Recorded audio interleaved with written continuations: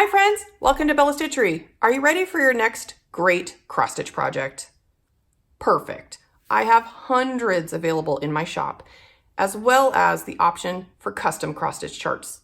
So if you want to stitch Chris Hemsworth or Chris Evans or Chris Cross, message me, send me the image you want. I'll be happy to make you a pattern. All the patterns come the same way. You'll receive a PDF that you could print from home. The cover page will have a picture of the finished project there, the stitch count, and the list of the DMC floss used. Easy as that. It's all full X stitches throughout. Next, you'll have the chart itself. Who knew? What I like to do is I cut them apart and tape the entire thing together. It's easier for me that way. Then I could fold it up, but I could kind of see the whole thing. Let me show you how easy that is.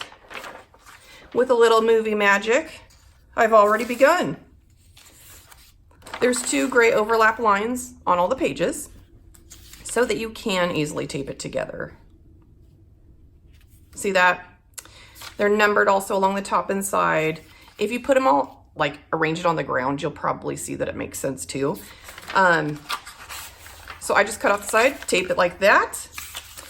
Then when I get down to my next row, again, there's the 2 gray lines.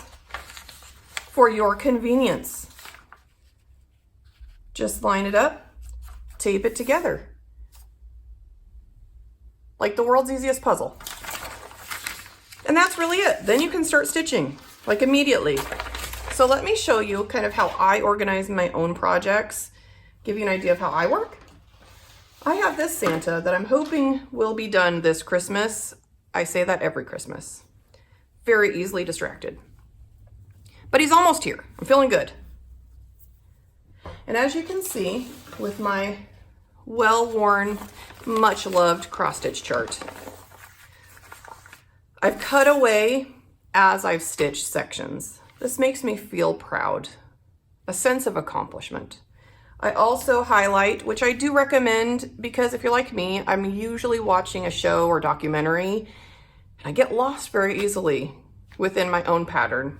Where there are circles, those are mistakes. You just leave it. Fine, you gotta move on.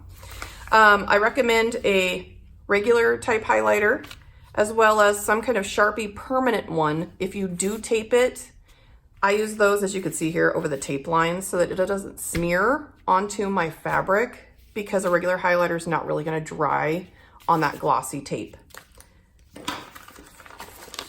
The next thing I always have in my cross stitch bag, pair of scissors, and my DMC floss, obviously. This is an art bin that I use and love. I will have a post for the link to it in my description. This art bin is great because it is child resistant, not child proof.